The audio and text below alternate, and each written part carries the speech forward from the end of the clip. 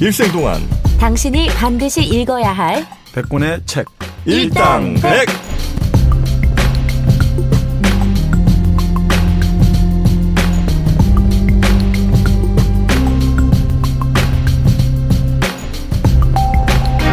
일생 동안 당신이 반드시 읽어야 될 100권의 책 일당백. 32번째 시간 2부가 시작됐습니다. 자, 우리 2부 시작과 동시에 네. 또 우리 또 감사한 분들도 전해드려야죠. 이분들이 자꾸 또 이렇게 언급이 돼야 이런 분들이 늘어나요. 근데 이게 행동을 한다는 게 정말 쉽지 않은 것 같아요. 마음은 아마 많은 분들이 후원하고 싶으시고 막 이러실 그렇죠. 텐데 이걸 정말 행동으로 옮기는 그리고 그 과정이 좀 복잡하다면서요. 그럼요. 네. 결제는 또 제가 해봤잖아요. 네. 근데 이게 10,000원 결제하려면 13,000원 결제돼. 왜요? 아이폰이시죠? 네.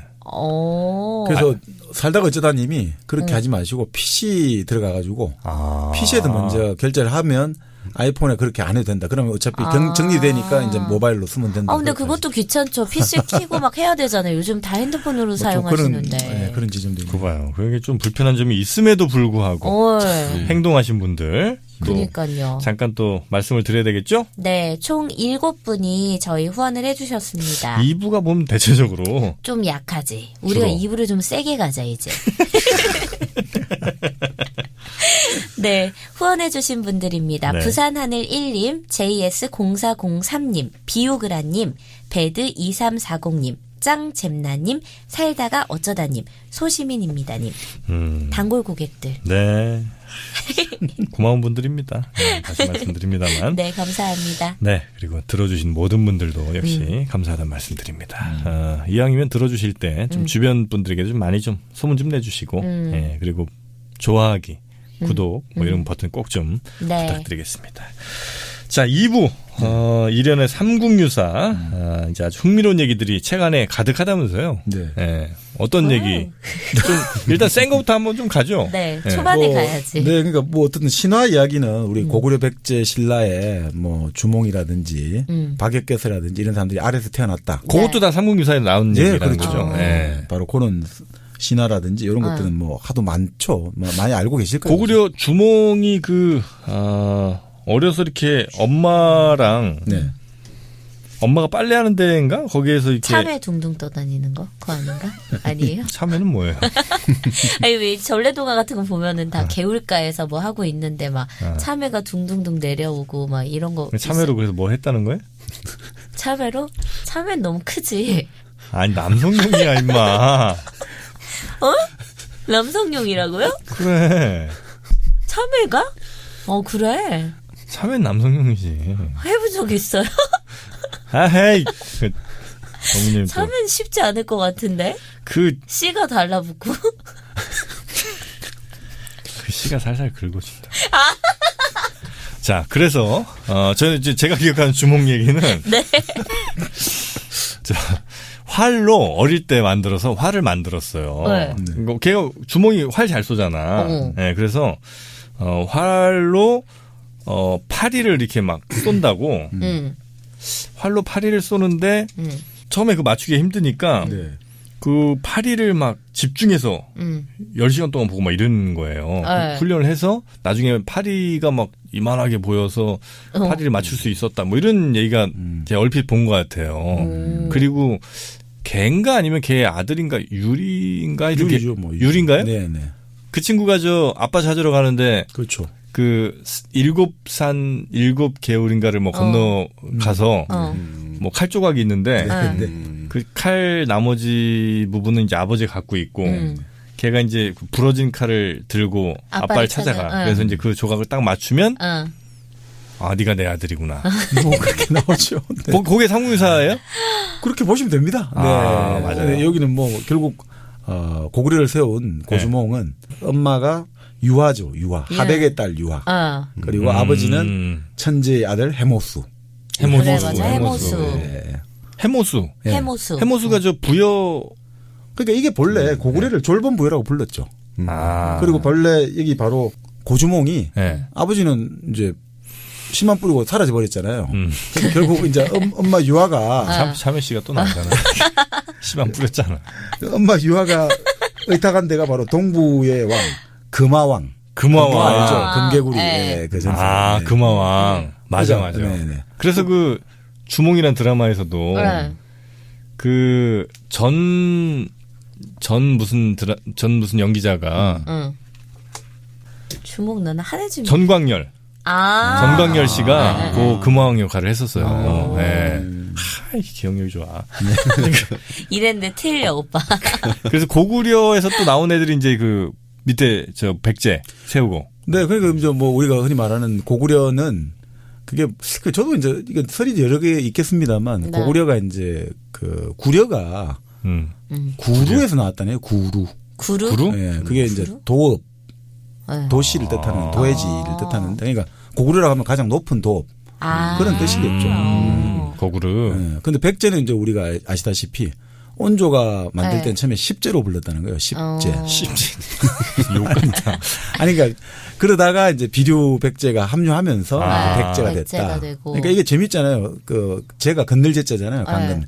그런 느낌을 준다는 거죠.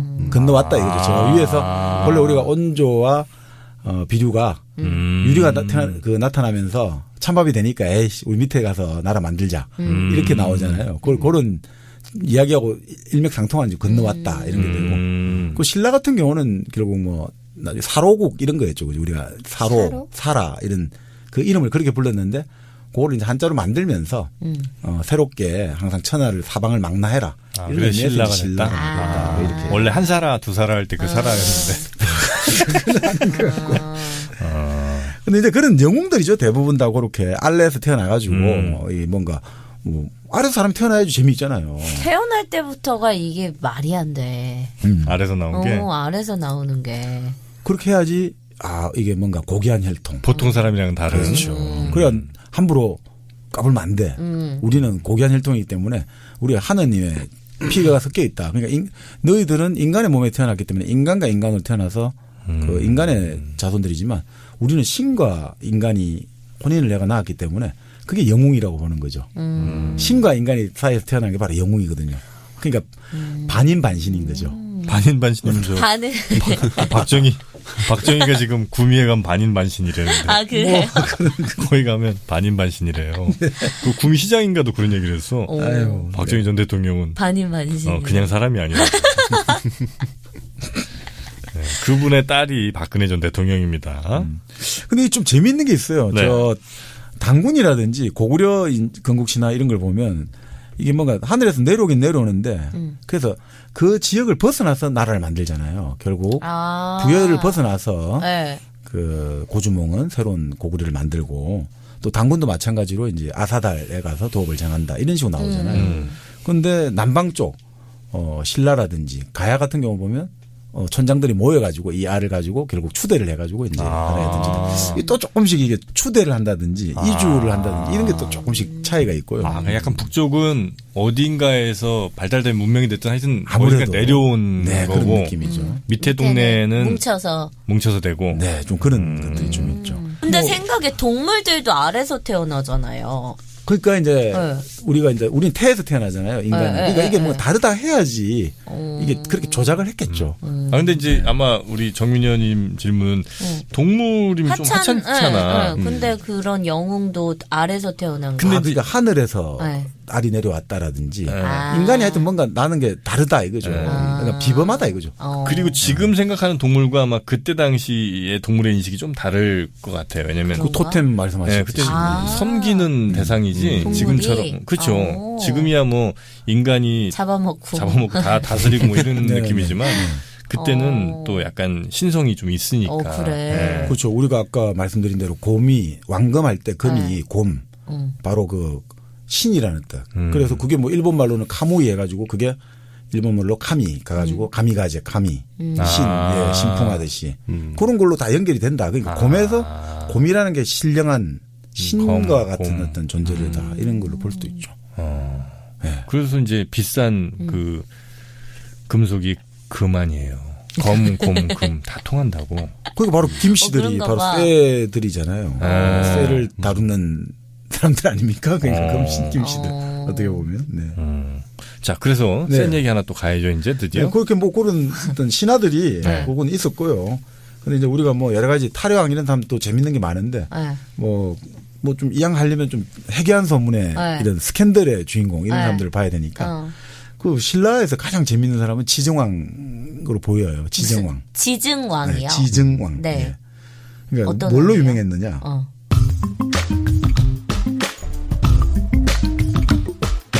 이 사람은 페니스가 너무너무 장대했다는 거야. 오빠의 조상이네요, 정영진 씨. 알아줘서 고맙소. 정민이요. 그러니까 이 왕은 이제 신라 22대 왕인데 네.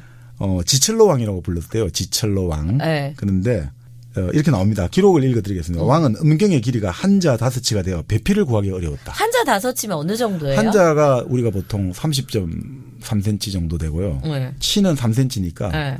뭐 따져보면 45cm 이렇게 되겠네요. 45. 발기 전입니까 후입니까? 그거는 안 나옵니다. 그냥 뭐 보통은 평상시 상태로 봐야겠죠. 이 보통 이럴 때는. 평상시는 안 돼요. 평상시는 안 됩니다. 네. 평상시는 안 돼요, 그렇게. 그냥 뭐 그냥 이게 설화직입니다. 소가 강하니까 상구 무사하니까 차마 사기에 적지 못하는 얘기니까. 네. 조금 그보다는 이제 못 미치긴 하는데. 네. 누가? 오빠가요? 근데 실제 배우가 또 그런 사람이 있었잖아요. 배우가 아니고 이제 포르노 배우죠. 실제로 수술 안 했는데. 포르노는 이쪽 전문이에요. 네. 확실히 이분 이야기는 확실합니다. 마더님. 그래가지고 그 사람 소재로 해서 주연으로 해가지고 영화도 만들어졌었어요. 뭐죠? 그 마크 홀버그가 그 사람 역할을 맡았었는데. 아무튼 실제로 그렇게. 예. 미국이에요? 예. 미국은 다르지. 미국이요. 그 영화 아주 유명한 영화였죠. 예, 롤러 스케이트를 타고 여자 배우가 나타나고. 네. 뭐예요 제목이? 제목은 기억이 안 납니다. 지금 봐도 시시할 거예요. 오빠가 지금 보면. 부기욱이 이런 건가요? 부기나이트. 부기나이트. 네. 부기나이트. 네, 영화 제목이 부기나이트인데 영화 되게 잘 만들어졌어요. 네. 하여튼 지증왕이 예. 45. 네. 자, 그래서 이 사람을 못 구하잖아요. 그러니까 이 배필을 구할 수가 없으니까 이 왕이 얼마나 참 힘든 고통스러운 나날을 보내겠습니다. 혼자 하기도 힘들겠다. 사실 보면 그치? 나한테 물어보지 마. 아니 오빠 길다면서요. 하지 마. 너 혼자 가 그냥 그 길은. 난 못 가겠다 오늘. 그래서요, 정박님. 그래서 이 전국에 사신을 보내 배필을 구하는데. 전국에. 네. 어느 동네 모량부라는 동네에 이르니까 개 2마리가 똥이 좀 마른 덩어리를 가지고 서로 먹겠다고 똥개들이 다투고 있는데 이 똥 덩어리가 북만 하다는 거예요. 우리 둥둥 치는 북 정도. 그러니까 어마어마하게 덩어리가 크겠죠. 그래서 이게 뭐지 얘가 지나가는 어떤 어린 꼬마 여자에게 물어본 거예요. 그래, 야 이게 뭐냐? 저거 누가 눈 거냐니까. 모량부 상공에 누구 언니가 빨래를 하다가 응가가 마려워서 지금 숲속에 눈 겁니다. 그러니까 이 자신이 요 여자 정도면 되겠다. 이 여자 정도면 되지 않을까. 그래서 집을 찾아가니까 그 나온 그 처녀의 키가 7자 5치가 되었다. 7자 5치. 그러니까 아까 말하면 37에 21. 2m가 넘는 거예요? 225cm 정도. 이걸 따지면 하는데. 그러니까 뭐 어느 정도라고 해야 됩니까? 우리가 가장 키가 큰 여자 농구 선수가 그보다 더 크나요? 하여튼 2m 25cm 정도. 야오밍 정도인데 그러면. 그때 뭐 또 척과 치가 약간 좀 도량형이 약간 차이가 오차가 있을 수 있겠죠. 지금이랑은 다르겠지만. 네. 그래서 이거를 급보를 이제 궁중에 타전한 거죠. 마침내 찾아냈습니다. 그러니까 왕이 긴급하게 바로 수레를 보내가지고 요즘 치면 바로 전용차를 보낸 거죠. 캐딜락 리무진을 보내가지고 바로 불러 들어가지고 배필을 삼은 거죠. 네. 그게 이제 이렇게 나오고. 그게 끝이에요. 그 이후에 그래서 어떻게 됐다는 얘기는 없어요? 첫날 밤 얘기는 없어요? 첫날 밤은 얘기는 없고요. 똥 쌌겠지 뭐. 엄청 많이 궁했다가. 그런데 이제 왜 이런 이야기를 했을까? 왜 이런 이야기를 왕이 이런 게 있니 저니 그 이야기를 왜 했을까? 그래. 이런 걸 알아야 돼. 약했나 보다 왕이. 아니 결국은 내가 그렇죠. 이게 지금 통치를 하나 나가는데 처가 세력의 도움이 필요했다. 이런 처가가 있어가지고 내가 배필로 삼아서 나를 뒷받침해서 이어졌다. 이런 정도로 해석하지 않나. 정민현님이 약했다고 한 건 다른 의미로 다른 의미죠. 왜냐면은 너무 약한 거야 왕이. 그래가지고 자기 자존심을 좀 회복하고자 이렇게 이야기를 가짜로 지어내는 거죠. 반대로. 네. 자신이 없으니까. 근데 그렇게 해석하기보다는 정상적인 해석은 이 왕이 세력이 약하니 이 처가의 세력을 좀 끌어들여서 네. 왕권을 좀 강화하는 그런 이야기가. 왜냐하면 지중왕이 실제로 그런 적이 많았잖아요, 근데. 그렇죠. 그러니까 네. 지중왕이 바로 그렇게 이 이야기 나온 다음에 또 하나 나온 이야기가 바로 우삼국을 정벌하는 이야기 나오는데 울릉도 지금 네. 그 나무로 뭐 사자 모형을 만들어 가지고 말 안 들으면 그냥 이 사자 풀어 너희들 다 먹어치우게 한다. 그래서 결국 꾀로 이겼다는데 그 말은 결국 이 사람이 지금 뭔가 강력한 왕권이 뻗어져 나가잖아요. 영토 확장을 하고. 자, 그럴 때 이 이야기에 나온 것은 하나의 처가집의 도움이 필요로 처가의 기반들, 지역 기반을 필요로 해서 그걸 포섭을 잘해가지고 결국 우삼국을 정벌하고 중앙집권적인 정책을 하지 않았나 이런 해석을 한다는 거죠. 독도누리 땅에도 지증왕 13년 바로 뭡니다. 그거죠? 예. 그 지증왕이 그 지증왕이구나. 네. 45cm 기억하겠습니다. 근데 사실은 이 지증왕은 뭐 그냥 그 음경이 장대한 걸로 유명했지만 이 스캔들의 주인공은 사실 따로 있거든요. 누구예요? 진지왕이라고 혹시 진지왕? 네. 진지 먹는 진지왕? 진지왕? 진지왕. 요즘에는 진지왕들이 진짜 인기 없거든요. 너 이렇게 진지빠냐고. 진지빠는. 근데 이 진지왕이 네. 사실 진지왕이 저기 한 지 4년 만에 폐위를 당해요. 정말 비운의 주인공이 되거든요. 근데 문제는 이 사람이 폐위를 당했지만 결국 이 사람의 손자가 나중에 삼국 통일 바로 김춘추가 됩니다. 세종부에. 그러니까 사실 이 진지왕 때 이런 여러 가지 이제 이야기들이 많거든요. 네. 4년 만에 왕을 폐하려면 뭔가 있어야 되잖아요. 네. 그래서 나온 이야기가 항상 우리가 나온 이야기 뭐겠습니까? 여자 문제가 많다. 이런 진지왕이. 이야기가 네. 어떤 문제인지 궁금합니다. 네. 그래서 이제 구체적으로 정영진 씨를 위해서 얘기해 주시죠. 네. 진지왕이 왕위에 올라서 576년에 왕위에 올라서 나라를 4년간 다스렸는데 정사가 어지럽고 음란하여 나라 사람들이 그를 폐위를 시켰다. 여기 나오는데 이보다 앞서 한 민가의 아주 여염집 아낙네가 아주 얼굴이 아름다워가지고 사람들이 그 여자를 도화랑이라고 불렀다. 우리 도화살 이런 게 아주 그렇게 불러가지고 궁중에 불러가지고 이 여자하고 하룻밤을 너 나 수청을 들으라 하는 식으로 불려가지고 욕심을 채우라니 여인이 말하였다. 여자가 지켜야 할 일은 두 남편을 섬기지 않는 것이다. 일부 종사. 그러니까 내가 남편인데 어떻게 당신하고 이렇게 하냐. 이거는 왕의 아무리 왕이라도 이렇게 하면 안 된다. 이런 식으로 이제 왕강이 제항을 하거든요. 그래서 내가 너를 죽이면 어떡할 거냐. 죽이더라도 나는 다른 마음을 안 가지겠다. 그래서 나중에 결국 달려고 안 되니까 남편이 없으면 되겠냐니까 남편이 없으면 그때 가서 한번 도전해보겠다. 남편 죽여? 아니 그래서 뭐 그냥 보내줘요. 그런데 결국 왕이 그 여자를 불러들여가지고 그렇게 희롱을 하다가 그해 바로 왕은 우리 치면 폐위가 되는 거죠. 하야가 탄핵이 된 거죠. 너무 많이 희롱해서. 그렇게 나오죠. 여임집 여인을 그렇게 불러들인 자체가 이 왕이 정상적인 사람이냐. 청와대 아무나 불러들여가지고 지금 한 기술 거잖아요. 받고. 네. 그러니까 탄핵 당한 거죠. 자, 그랬는데 이 도화랑이 이제 왕이 죽고 나서 2년 후에 도화랑의 남편도 죽었거든요. 근데 어느 날 자기가 밤에 혼자 있는데 갑자기 진주왕이 똑같은 모습으로 유령이 인간의 몸을 하고 자기 방에 들어오는 거예요. 네. 자, 네가 약속한 것처럼 이제 남편이 없으니까 나 너하고 오늘 하자. 좀 해야겠다. 참 끝집이다 진짜. 그래서 결국 여인이 좀 이상하잖아. 유령하고 한다는 게 이게 말이 되냐 해서 부모한테 가서 이 사실을 고하니까 임금의 명령인데 엄명인데 어떻게 피하겠느냐. 네가 응해라. 그래서 이제 왕이 7day 7night 7일간 머무른 거예요. 근데 머무를 때 뭐 오색구름이 항상 방을 덮었다 이렇게 하는데 그 다음에 열 달이 지나서 이제 결국 해산을 하게 됐다. 근데 그 애가 비영이라고 이름을 지었는데 이게 뭔가 다르다 이거죠. 걔는 또 비범해요, 걔도. 네, 귀신을 다룰 줄 안다 이거죠. 귀신을 다뤄가지고 다리를 놓아라 하니까 다리를 놓는다 말. 하룻밤에 다리를 놔주고 또 귀신 중에 정치를 도울 만한 자가 있냐니까 길다리라는 사람이 있다. 그 데리고 왔는데 이 길다리 밤마다 좀 여우로 변해가지고 도망가고 노는 걸 좋아하니까 어느 날 사라진 거예요. 그래서 비영이 가가지고 그 길다리를 잡아 죽였다 이렇게 나오거든요. 그런 다음에 이제 결국 사람들 이야기가 역시 임금의 유령이 아들 낳아가지고 결국 이러이러한 어떤 전설을 만들었으니까 바로 그 진주왕이 유령의 몸으로 낳은 애 이름 비영랑이라고 그러니까 불렀죠. 비영랑 해가지고 우리가 기파랑 하듯이 그 사람한테 우리가 처용에 초성화를 붙여놓으면 역신이 안다듯이 네네. 비영랑에 딱 그림을 그려놓으면 이제 귀신이 못 쫓아온다 해가지고 그게 이제 전국적인 풍습이 됐다. 잡기를 쫓는 풍습이 이렇게 나오죠. 네. 이건 어떻게 약해요? 아니요, 뭐 약한 걸 떠나서 네. 이 어떻게 좀 해석을 해야 되나 해석을 한번 해보십시오. 고민하고 유령과 제가 볼 때는 왕이 불러들였던 건 맞는 것 같아요. 네, 왕이 불러들였는데 뭐 안 했기는 전 쉽지 않다고 보고 일단, 한 거야 또. 일단 했어. 하긴 했어. 그러고 나서 이제 왕이 폐위를 당했죠. 근데 폐위 당하고 나서 죽습니까 왕이? 예, 폐위 당하고 바로 뭐 2년 후에 죽죠.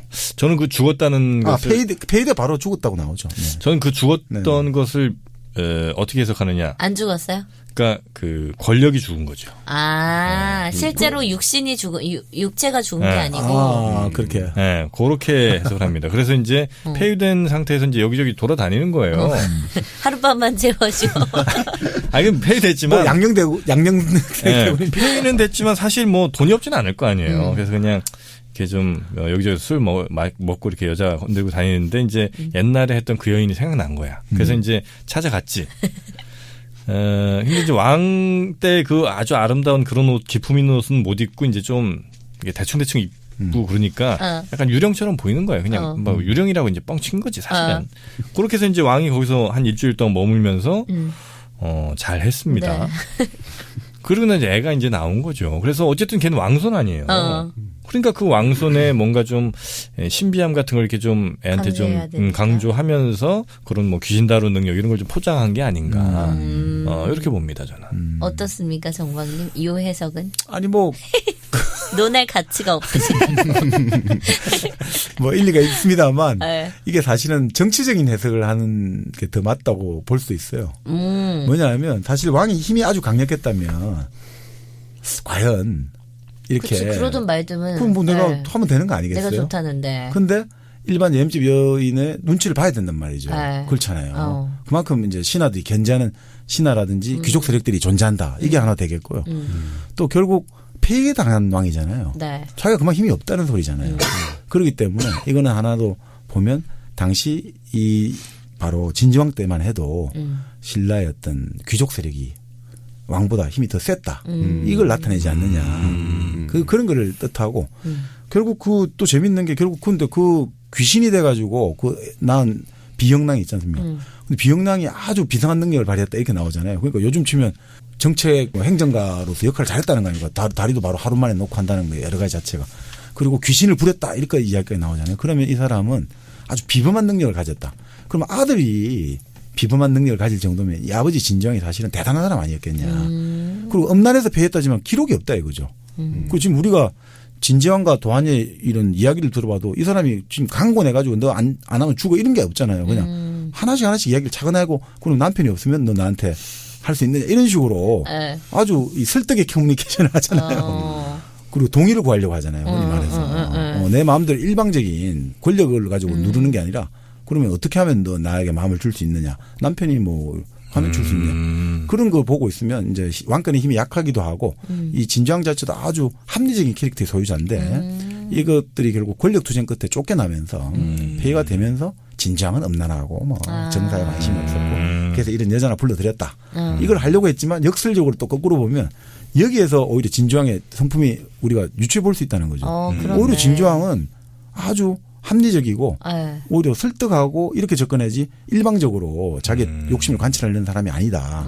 그리고 아들도 그러면 뭐 귀신을 부리고 아들이 좀 이상하게 만들었는데 당시만 해도 우리가 좀 그나마 그래도 신화적인 인식들이 많지 않습니까? 어떤 샤머니즘 인식. 그 샤머니즘 인식 속에서 지금이야 뭐 우리가 무당이라든지 이런 것들을 좀 낮춰보고 그건 왜냐하면 조선 500년 유교사에서 아주 기본적으로 그런 괴력난신을 싫어하고 경멸하니까 그게 된 거고 실제로는 당시에 신라 사회만 해도 그런 아까 말씀드린 무당이라든지 단골 이런 사람들이 어떤 것들 역할이 있다고 봐야 되거든요. 그 상태에서 아들이 좀 폄하하려고 하고 귀신을 하고 논다 좀 이상한 존재로 만들려 하지만 그건 아니다. 아주 비범한 존재가 됐다. 그렇기 때문에 결국 이 진지왕의 손자가 삼국 통일을 바로 이루는 최종 이제 무혈왕이 된 거 아니냐 이렇게 볼 수가 있다는 거죠. 하긴 몇몇 에피소드들 보면은 이제 왕이 점을 쳤다 이런 얘기들이 꽤 자주 나오는 것 같더라고요. 그때까지 그러니까 점치는 능력에 대해서 뭔가 우대를 해주고 예, 권위를 내세워주는 것 같은 거 보면 또 비영이 그래서 또 그러니까 삼국유사 같은 경우도 보면 이제 신라 왕들을 뭐 마립간, 뭐 니사금 이런 여러 가지 명칭이 많거든요. 그 임금이 이제 니사금 이렇게 나왔다고 하는데, 근데 그 중에 차차웅이라는 명칭도 있어요. 차차웅이라고 임금의 차차웅이요? 차차웅. 차차웅. 예, 그게 이제 무당의 어떤 그걸 뜻한다고 하거든요. 그러니까 사실 우리가 아까 말한 재정일치 사회가 아니었겠나 이런 생각을 한다는 거죠. 아 그럼 그 무열왕은 그 진주왕의 그 아들 이름이 뭐라고 그랬죠? 진주왕의 아들 비영. 비영. 네. 걔 아들이에요? 이제 그거는 이제 우리가 전설에 귀신에 나왔다 이거고 이제 곧 또 족보가 이어지죠. 네, 그러니까 이게 삼국사기랑 좀 크로스 체크를 꼭 해봐야 되겠네, 그죠? 그렇죠. 그러니까 아까 말한 유사니까. 거기서는 안 다루는, 거기서는 이런 이야기는 언급하면 웃기겠죠. 계령난신을 다루면 안 되는데 뭐 귀신을 다루고 하룻밤에 도로를 놓고 뭐 귀신을 여우로 변하는 귀신을 추천해가 얘를 잡아 죽이고 이건 좀 너무 판타스틱한 세계가 돼버리니까. 그렇죠. 아, 근데 이런 얘기들도 잘 우리가 좀 개발을 해놓으면. 다양한 소재로. 그러니까 지금 뭐 우리가 뭐 마블 유니버스 뭐 DC 뭐 이런 거 하지만 사실 훨씬 좀 매력적인 얘기들이 얼마나 많겠어요. 비영란 캐릭터 괜찮을 것 같아요. 그걸로 영화 한번 만들어 보시죠. 저도 막 생각 들더라고요. 그런 것들을 좀 잘 만들고 좀 보존할 필요가 있겠다. 너무 우리 걸 좀 무시하고 있어요 지금. 우리 것이 소중한 것인데. 아니 그러니까 삼국유사는 사실 그런 여러 가지 신화적 상상력을 한번 체크해 보시면 거기서 도움 받을 게 좀 있죠. 그 지금 사실 이 비영랑 관련된 이야기는 그 상지대학교의 김정남 교수가 그 소설을 하나 쓴 게 있을 거예요. 세 권짜리 판타지 소설. 그런 식으로 만들어내더라고요. 토르도 뭐 별거 있어? 뭐 저 망치 들고 다니는데. 망치.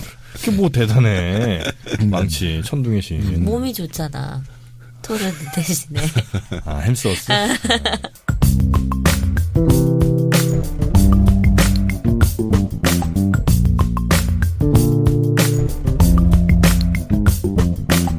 우리가 좀 잘 아는 이야기는 없어요? 선덕여왕 이야기. 선덕여왕. 미실이.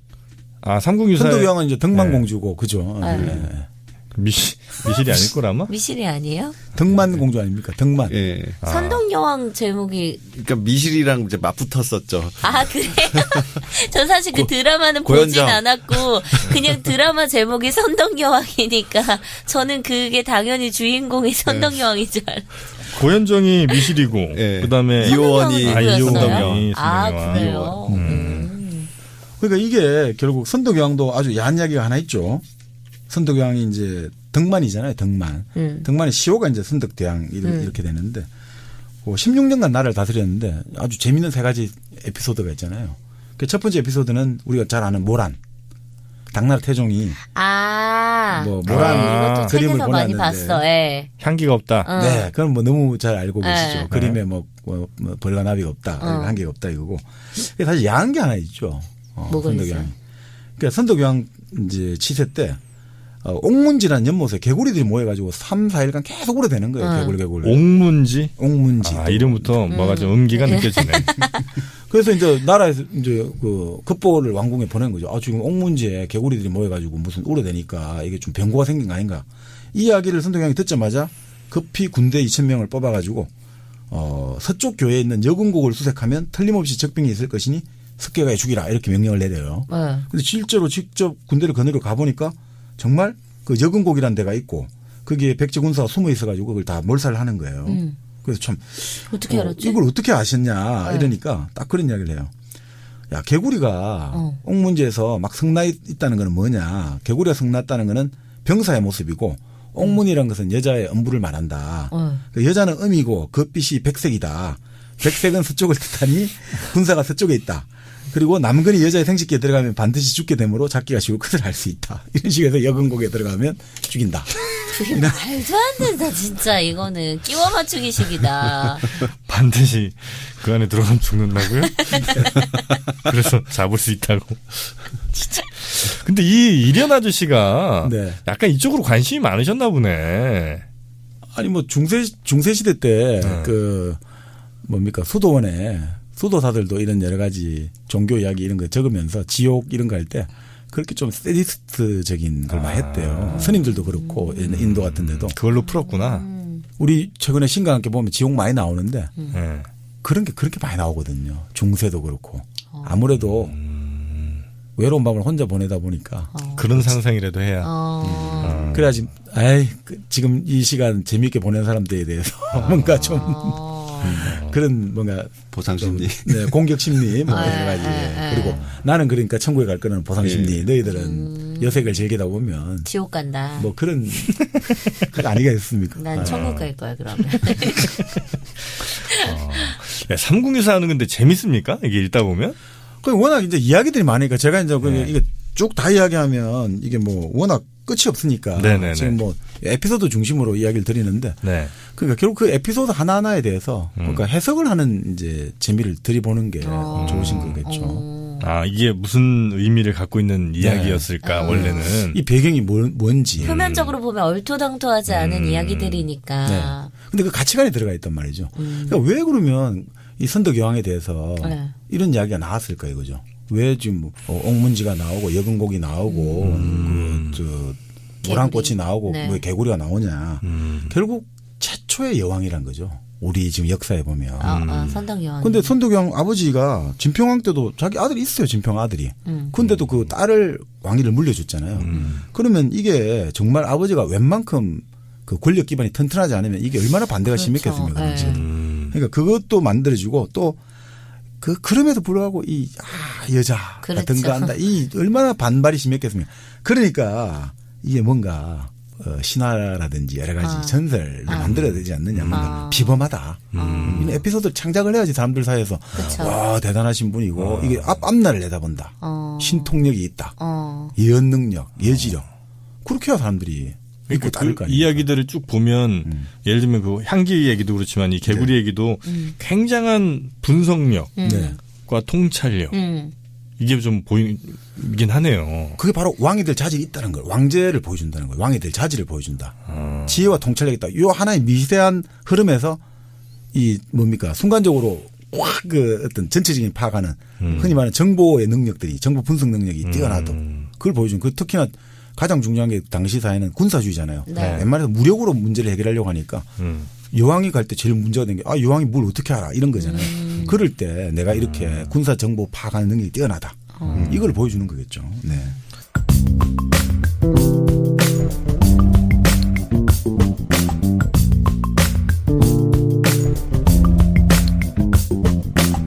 요즘 우리 뭐라 그러죠? 대나무 숲 하고 있잖아요. 많은 대학생들이나 뭐 직장인들이 그 대나무 숲에서 공개적으로 하기 좀 애매한 이야기들 비밀리에 익명으로 고발하고 있지 않습니까? 근데 그게 삼국유사부터 시작을 했다는 얘기가 있던데. 네. 팩트입니까? 그렇죠. 바로 경문왕이 그 주인공이죠. 경문왕? 경문왕. 경문왕. 예. 그 경문왕은 그 귀도 당나귀 귀를 가졌고 잠을 잘 때도 뱀을 덮어야만 잠이 왔다. 뱀을 덮어요? 예. 이불로요? 이불 대신 뱀을 덮어가지고 잠을. 요거는 내가 바로 해도 됩니다. 뭐예요? 뱀 같은 여자. 네. 뱀 같은 여자는 어떤? 맹혈 동물이에요? 아니 왜 우리 많은 경우에 여성을 뱀에 비유하긴 하잖아요. 꽃뱀도 그렇고. 저기요, 정영진 씨, 꽃뱀이라니요. 여자를 다 꽃뱀으로 모십니까? 아니, 그러니까 그렇게 상징적으로 한다는 건데 뱀을 덮고 잔다는 얘기는 곧 아주 요망스러운 요물이니까 그렇지, 뱀이 아주 섹시한 그 여성과 함께 잠자리를 한다는 뜻이라. 그러니까 임금이 여색을 밝힌다. 뭐 이런 뜻으로. 그렇죠. 네. 그걸로 갑니다. 저는. 일리가 있네요. 진짜. 임금님기는 당나귀기? 그런 거에 비해서 자기 그래도 정력이 못 알아줘. 말이 왜? 말 괜찮지. 경문왕은 당나귀잖아. 경문왕은 굉장히 열정적으로 일하는 왕이었던 거예요. 당나귀나 노새 뭐 이쪽이 굉장히 그 일을 빡세게 시키잖아요. 네, 그러니까 임금님기는 당나귀기에서 제가 지금 딱 바로 해석한 거는 임금은 굉장히 그 열정적으로 새벽부터 늦게까지 일하고 밤에는 아주 섹시한 저 궁녀든 왕비든이랑 이제 같이 잠을 자는 그런 느낌입니다. 네. 계속 가시죠. 뭐야, 그게 다야? 그러니까 당나귀기는 사실은 우리가 대나무 숲 이야기 하듯이 그래서 거기 가서 임금님기 당나귀기 해가지고 그걸 아무리 베어놔도 다시 또 자라서 한다. 그러니까 백성의 민심이나 여론을 누를 수 없다. 무시하면 안 된다. 네. 그러니까 사실은 이 경문왕에 씌워진 이미지가 다 부정적인 거죠. 뱀도 사실 여자로 본다면 여색을 밝힌다든지 임금님기 당나귀기 대나무 숲도 결국은 이 사람이 좀 폭압적이다. 이런 식으로 하니까 이 사람한테 되게 부정적으로 보이잖아요. 네. 근데 왜 그러냐면 경문왕이 아버지가 왕이 아니에요. 장인어른이 왕이에요. 장인의 왕 자리를 이어받은 거예요. 결혼을 잘했구나. 네. 근데 결혼도 했는데 머리가 되게 좋거든요. 왜냐하면 왕이 처음에 이 사람이 똑똑하다고 불러가 말을 해보니까 아주 똑똑한 거예요. 그래서 마음에 들어요. 그래서 딱 이렇게 말을 해요. 내가 딸이 둘이 있는데 그대에게 시집 보내서 시중을 들게 하겠다 이런 이야기 하거든요. 그래서 이제 자기가 생각을 해보는 거예요. 두 딸 중에 누구를 데리고 갈까. 근데 첫째 공주는 외모가 좀 볼일장이 없다 이거죠. 근데 둘째는 아주 아름답다. 그러니까 둘째를 내가 아내로 삼겠다 이랬는데 자기 바로 참모가 그 이야기를 듣고 급거 가서 이제 이 진언을 하는 거예요. 누구를 선택하실 겁니까? 그러니까 나는 우리 부모도 그렇고 주변에 다 예쁜 둘째 공주를 선택하란다니까. 정말 당신이 만약 둘째 공주 선택한다면 난 이 자리에서 헥게 물고 죽겠다. 당신 같은 바보가 없으니까. 무슨 소리냐니까. 아니 첫째 공주에게 장가간다면 3가지 좋은 일이 생긴다. 뭐예요? 뭐냐 이렇게 설명하니까. 자 첫째. 다들 둘째를 선택하리라고 생각할 거 아니에요. 그죠? 네. 근데 막공주한테 가야지 왕위를 오르잖아요. 맞이한테 가야지. 그러니까 첫 번째 좋고 두 번째 네가 왕에 오르고 나서 두 번째 공주를 다시 두 번째 부인으로 받으면 되지 않냐 이거죠. 그러니까 또 좋은 게 얻어지고 또 막공주 장가가니까 네 장인장모 왕가 왕후 또 얼마나 기뻐하냐. 그러니까 당신은 1타 3피를 했다. 그냥 맞이에 대한 게 강하니까 그런 거구나. 네. 그러니까 만약에 둘째를 했으면 당신은 아무것도 얻어내는 게 없었다. 근데 첫째를 했으니까 당신은 오히려 못생긴 여자를 선택했기 때문에 이거 지금 감옥에 있는 사람이 했던 말 같은데, 그죠? 그죠? 그러니까. 근데. 그 부분. 그러니까 어떻든 이 사람이 비범한 사람이다. 그리고 이 사람 자체를 떠나서, 이 사람 주변에 비범한 참모들이 있다. 사람이 모인다. 이렇게 볼 수가 있죠. 근데 이 사람은 임금이 발탁한 사람이란 말이죠. 귀족들이라든지 기독권 세력들이 견제가 심했겠죠. 그러니까 이 뱀들이 모여가지고 이 사람을 맨날 담고 경문왕은 뱀이 없으면 못 잔다. 이상한 놈. 귀가 당나귀가쯤 돼갖고 이상한 자꾸 그런 식의 인신을 공격하고 음의 세력이 음의 세력이 한 거죠. 자 그런데 결국은 이게 결국 뭘까? 이렇게 우리가 보면 당시에 이 사람이 새로운 왕이 돼가지고 개혁적인 정책을 여러 번 시도를 하니까 기독권 세력이 무지무지 싫은 거예요. 그래서 계속해서 뱀을 덮고 잔다느니 당나귀 기나느니 아주 이 사람이 사실은 괴팍하고 엽기적이고 잔인한 인간이다. 이런 거를 일종의 이데올로기 공격을 하는 거 아니냐. 이렇게 이제 해석을 한다는 거죠. 특히나 경문왕 같은 경우는 귀족의 권력을 제한하려고 했거든요. 그래서 새로운 신진 세력을 등용하려고 하니까 이 귀족들 입장에서 얼마나 믿겠습니까. 그러니까 어떻게 보면 그 뱀이라는 게 뱀이 없으면 못 잔다는 게 이 뱀이라는 게 사실은 자기들 입장에서 보면 미물, 육두품. 귀족들 입장에는 저 하찮은 육두품 애들을 신진 관료로 등용하니까 이것들이 진짜 발가락에 때만도 못한 미물 같은 것들이 이 왕 옆에 알짱알짱거리면서 왕 흔히 말해서 왕의 아부를 맞춰주고 왕을 아부한다 이렇게 봤겠죠. 그런 의미에서 해석 얼마나 퀄리티 있습니까? 아니 제가 해석은 알고 일반적인 해석입니다. 일반적인 사람들의 해석 얼마나 지식 수준이 높습니까? 뱀을 육두품으로. 근데 그 왜 서양에는 왜 있지 이 얘기가? 서양에도 마이다스 왕이 있죠, 그죠? 네. 그러니까 이게 동생을 막론하고. 그게 마이다스 왕이에요? 네네. 이런 신화가 어느 지역이나 다 있더라고요. 다 비슷비슷한 거지 우리나라에 있는 것도. 네. 거기도 당나귀 귀였나? 거긴 뭐예요? 거기도 당나귀 귀였어요? 네. 당나귀 귀가 실제 어떻게 생겼어요, 근데? 당나귀 귀? 그러니까 이제 위로 좀 많이 치솟아 오른. 스타트랙 보면은 그 벌칸인들 귀가. 근데 요거는 이제 뭐 이거랑 맞는 얘기인지 모르겠는데 그 관상학 같은 데도 보면 좋은 관상이 그러니까 눈 끝과 귀의 그 맨 윗선이 이렇게 일치하는 요 정도가 좋은 관상이라고 한다는 거예요. 그러니까 이제 반대로 얘기하면 나쁜 관상은 그보다 훨씬 더 만약에 귀가 올라와 있다거나 네. 아니면 좀 뭐 이렇게 쭉 쳐져 있다거나 이러면 이제 안 좋은 관상인 거지. 근데 이제 당나귀 귀는 그런 관점에서 보면 굉장히 안 좋은 관상. 지금 말씀하니까 바로 그거 일맥상통하는데요. 관상에서 지금 말씀대로 만약에 그걸 이걸 일면적으로 보기엔 좀 무리가 있습니다만. 네. 그러니까 지금 귀 끝이 당나귀처럼 눈초리 끝을 위로 월등하게 넘어가는 거 있죠. 귀가 월등하게 높이 있잖아요. 네. 그런 귀가 기본적으로 아주 명예욕이 강한 관상. 명예욕. 권력에 대한 욕심, 명예욕. 그 대표적인 최근에 언론에 많이 나온 사람 중에 하나가 북한의 김영철. 이런 사람들. 귀가 아주 높거든요. 그래요? 네. 그런 거. 따지자면 그렇고. 그러니까 그게 낮은 사람들은 상대적으로 명예욕이 아주 낮은 사람들. 오히려 별로 그렇게 세속의 욕구가 조금 약한 사람들. 네, 그런 거. 그리고 원숭이 귀라고 이렇게 동그랗게 말려들어간 귀 있죠. 그리고 바깥으로 이렇게 튀어나오는 요 귀들이 이제 연예인들이 많다. 이런 얘기는 또 진짜 많은 것 같아요. 근데 여기 말려드는 쪽박귀 같은 경우 있지 않습니까? 그런 쪽박귀들이 이제 대표적인 사람들이 여러 명 있지만 특징 있는 그런 애가 있고 그런 쪽박귀들이 아주 머리가 좋은 사람들이거든요. 특히 쪽박귀인데 안에 네이 부분이 제가 아까 들은 이야기인데 네이 부분이 별로 없는 사람들 정말 머리 회전이 빠른 사람들이거든요. 오히려 안에 네이가 없는 사람들 정말 머리 회전이 빠른 사람들이거든요.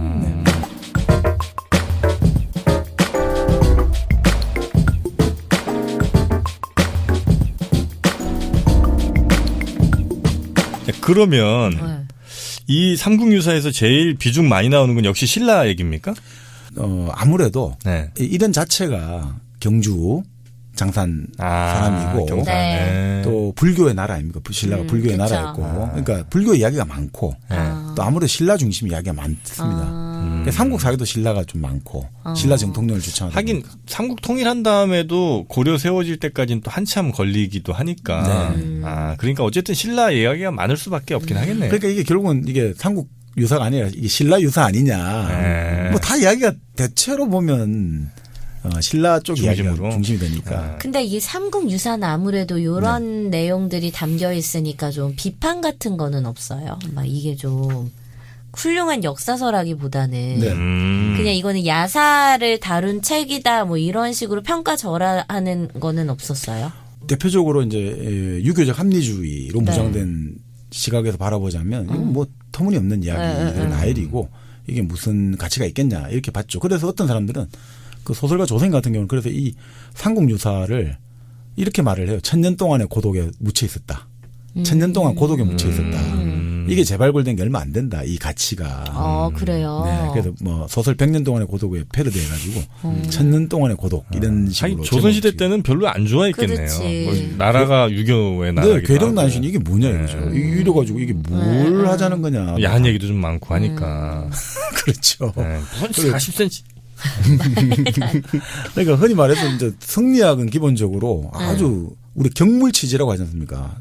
자연에 대해서 하나의 한 틀을 가지고 이론적 틀을 가지고 그 현상을 합리적으로 궁구해가지고 우리가 지난 그 토마스 쿤의 패러다임 배웠지만 사고 실험을 하는 거죠. 그죠? 네, 그는 참 아주 조용히 앉아가지고 정말 이런 지혜를 갈고 닦아가지고 노력해가지고 딱 그 하나의 또 우주의 본체라든지 도를 꿰뚫어 본다. 이런 게 중심이 되는데 무슨 엉경기리가 크고 귀신이 여자와 관계를 해서 애를 놓고 2차돈의 죽음이 있지 않습니까? 불교 공인을 위해서 폭풍왕이 이제 결국 2차돈 하얀 피 뿜어져 나오는 이게 뭐냐? 이게 말이 되냐? 그런 이야기가 나오죠. 그죠? 그러니까 그런 것들이 이해가 안 되는 거죠. 이런 이야기. 그래, 하얀 피는 왜 나올까? 왜 나올 것 같습니까? 그게 피를 쏟다가 그 안에 위산 과다분이 되고 이러면서 토를 한 거지. 그래서 흰색이 나왔다고요? 네네.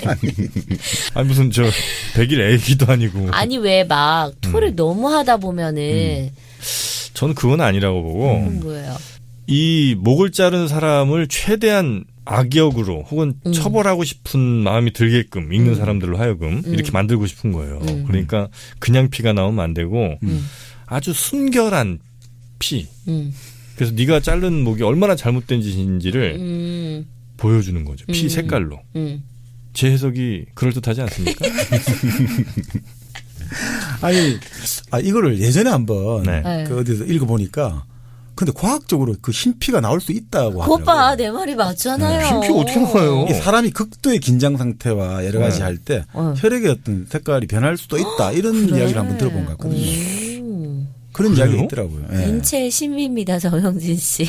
아니 뭐 이게 정확한지는 모르겠는데 뭐 네. 사람의 일이라는 게 우리가 워낙 뭐 또 우리가 네. 겪어보지 않은 일들이 네. 많고 한데 보니까 아니, 왜 변 색깔도 초록도 나왔다가 건강에 안 좀 주황도 나오고 뭐 여러 가지 색깔이 나오지 않습니까? 배출될 때 여러 가지 나올 수가 있다. 네, 피도 마찬가지입니다.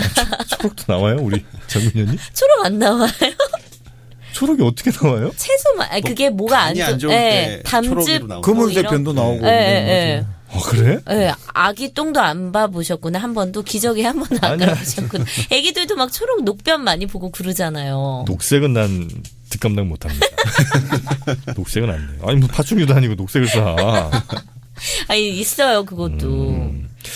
그래요. 하여튼 우리나라 네네. 역사서 뭐 역사서라고는 다 분류하자면 역사서는 역사서죠. 네네. 네. 이 우리가 교차를 해서 보면 네. 지금 말씀드린 아까 말씀 사기랑. 삼국 사기는 네. 정사 위주로 네. 팩트 위주의 어떤 이런 것들로 중심으로 보고 근데 팩트 담아내지 못하는 구멍들이 있지 않습니까? 네네. 또 우리가 결국 역사라는 것은 인간을 이해하는 것이 역사의 목적이니까 그걸 바라보면 이게 결국 서로 시너지 효과가 있는 거죠 분명히. 하긴 삼국사기보다는 오히려 이게 더 해석만 잘하면 삼국사기는 어쨌든 그 정권의 눈치를 보면서 썼을 거 아닙니까? 훨씬 더. 뭐 근데 이제 그렇게 볼 수도 있지만 네. 그 우리가 전왕조의 역사를 쓸 때 뭐 좋게 쓰겠습니까? 그 전왕조가 이렇게 잘못이 있으니까 우리가 새로 왕이 들었다 이렇게 해야지 이게 네. 정상화하는데 참 재밌는 게 그래도 이게 우리 조상들도 그렇고 중국이라든지 동양의 전통에 보면 이 상당히 전왕조에 대해서 객관성을 지키려고 노력을 많이 하거든요. 그래요. 이게 무슨 말이냐면 지금 우리가 삼국 사기잖아요. 그 삼국 사기가 서해진 때가 1145년이에요. 근데 고려가 건국된 게 918년이고 통일전라가 완전히 망해가 고려가 흡수한 게 935년이거든요. 네. 그럼 최소한 200년 거의 가까운 시간이 지나서 삼국 사기를 쓰는 거예요. 그러니까 관계된 사람들 다 죽고 이해관계자 다 사주고 그런 참 후의 일이니까. 확보를 한다 거리를 확보한 다음에 쓰는 거거든요. 그런데 중국도 마찬가지입니다. 지금 중국 같은 경우도 청나라 때 명나라 역사를 쓸 때도 한 네. 200년 시간을 둬요. 그러니까 지금 중국에도 아직 청나라 역사가 안 나오잖아요. 아 그래요? 네, 청나라가 1912년에 망했잖아요. 아직 200년이 아직 100년 조금 넘었기 때문에 아직 안 나와요. 네.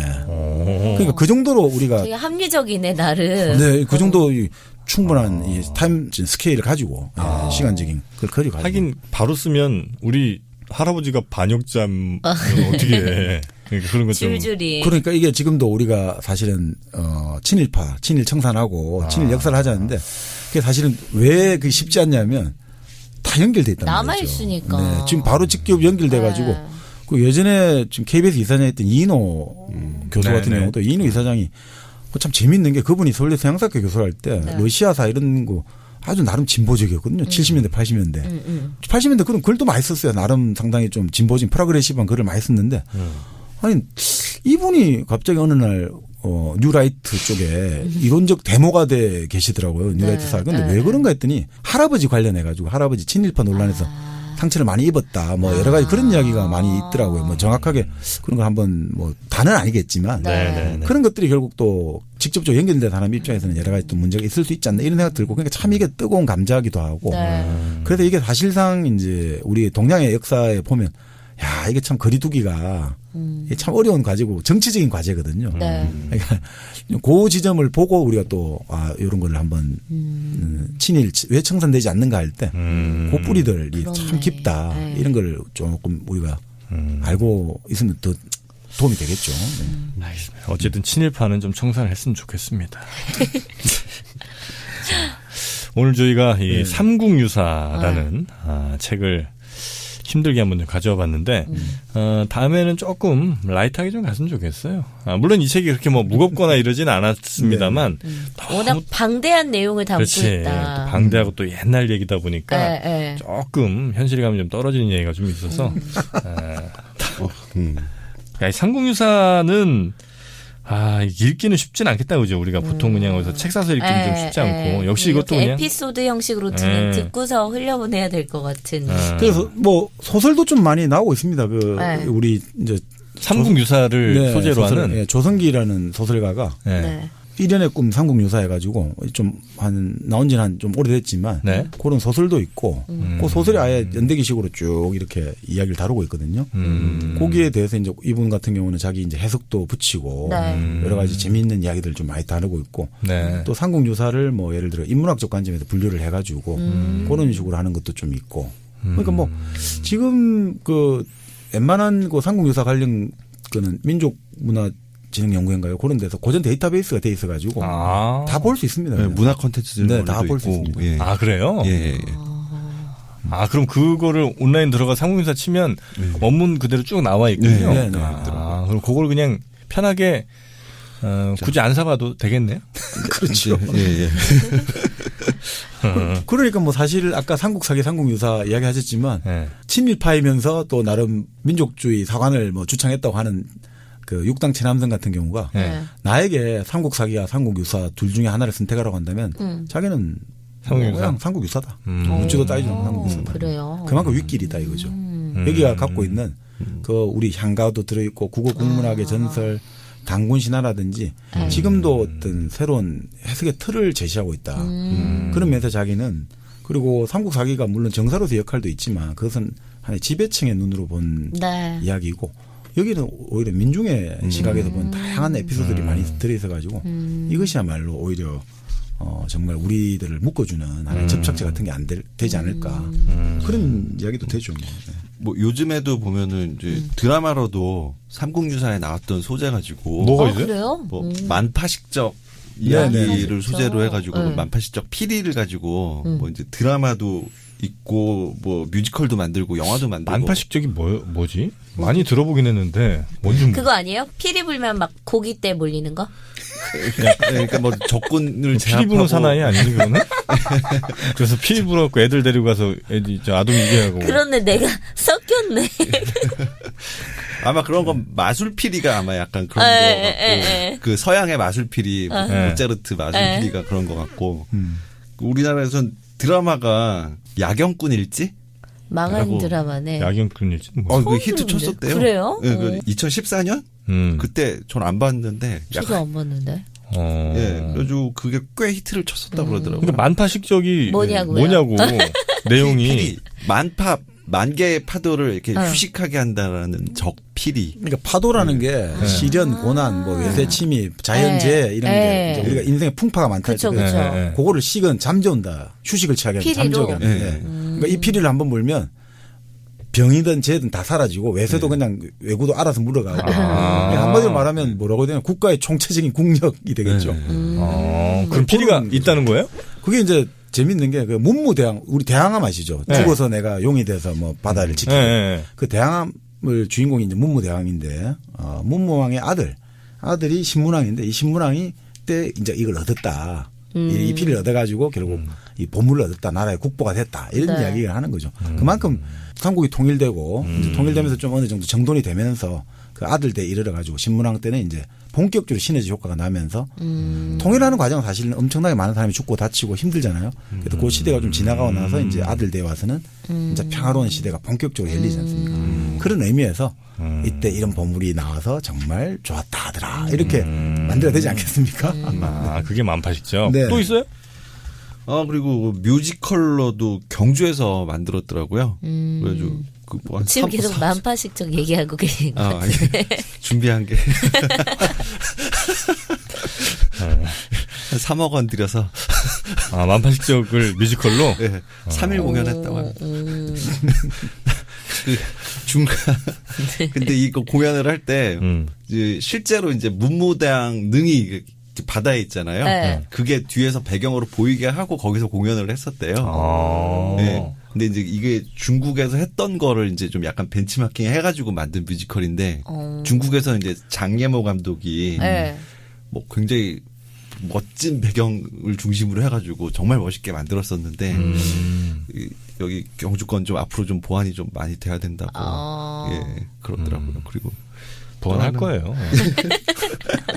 그 영화로는 이제 전우치 전우치가 왜? 전우치가 상공유사랑 무슨 상관 있어요? 거기서 만파식적이 나와요. 아, 그래요? 네, 그래가지고 그거 뺏고 막 요게 그런 콘텐츠를 활용하고 살았죠. 네. 소재로. 네. 재밌는 요소가 워낙 많으니까 상공유사 안에. 이거 발굴하기 나름이에요. 그래, 맞아. 네. 지금 너무 우리가 이 삼국유사를 도외시했다고. 그리고 삼국유사가 뭔가 삼국 사기랑 같이 엮여지면서 되게 어려운 내용일 것 같고 뭔가 따분한 역사서일 것 같다는 편견이 저는 좀 있었거든요. 그러니까 사실은 뭐 아까 야담을 좀 하시라니까 네. 그 이름 가지고 재밌는 게 우리 예전에 히트 한번 치셨지 않습니까? 거부가. 수로왕 할 때인데. 자꾸 옛날 거 팔아먹지 마세요. 네. 새로운 걸로 가야 됩니다. 아니, 그때 그 수로가 사실은 이제 수로왕 할 때 그게 이제 머리 숫자, 노출할 노자. 그러니까 남자의. 그쵸. 네, 그게 노출됐다. 이렇게 보기도 하거든요. 네. 그래서 머리를 내놓아라 하는 거죠. 수로. 머리를 드러내는 거다. 그런데 여자 수로도 있거든요.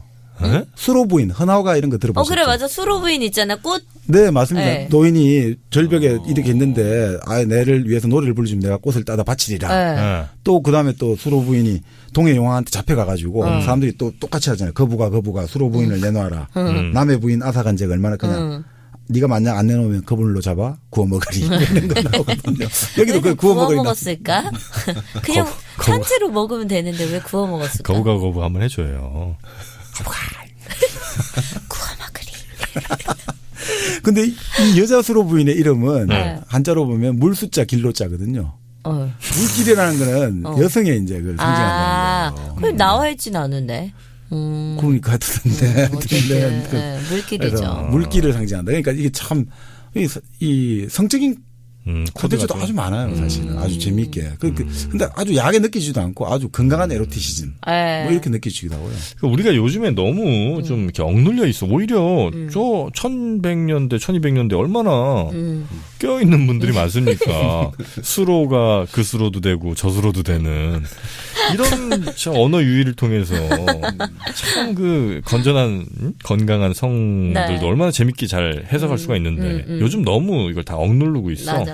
그러니까 신라나 고려 같은 경우를 보면 뭐 당시에 남녀의 풍속들 뭐 고구려도 마찬가지고 삼국이라든지 고려만 해도 상당히 우리가 결국 음주 가무를 좋아하는 민족이라고 하지 않습니까? 그 음주 가무를 좋아하면 다 좋아하거든요. 그렇죠. 결국은 이제 결국 사람하고 서로 소통하는 걸 좋아한다는 소리잖아요. 그러니까 뭐 결국은 현세적인 쾌락을 되게 좋아하는 민족인데 근데 그렇게 가다가 결국 그게 고려 때 불교라든지 그러니까 종교가 담당해야 되는 역할은 또 한 번씩 성스러운 청정 기능을 줘야 되는데 결국 그게 끝까지 가는 데까지 가다 보니까 결국 그 성리학의 반작용으로 오히려 또 500년간 조선 사회가 상당히 유교적인 이데올로기로 그렇죠. 인간의 욕망과 감정을 억누르고 너무 억눌렀어. 이성 그리고 논리 이런 걸로 바뀐 거 아닙니까? 이제 다시 바뀔 때가 됐어요, 이제.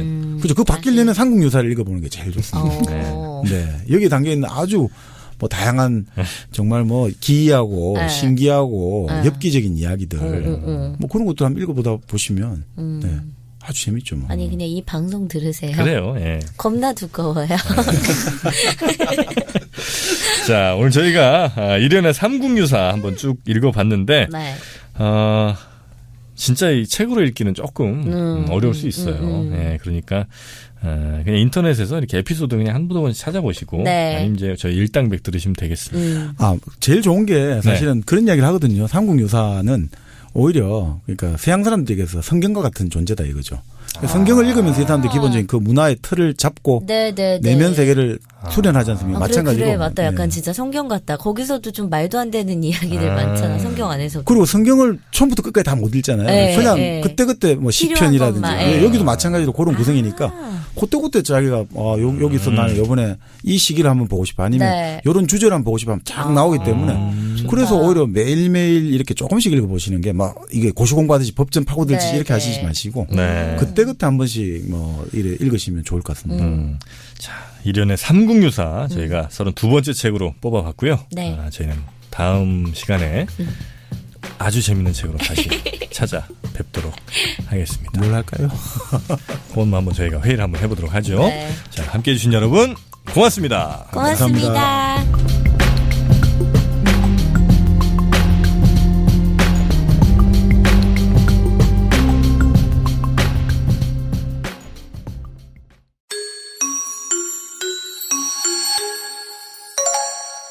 리드팟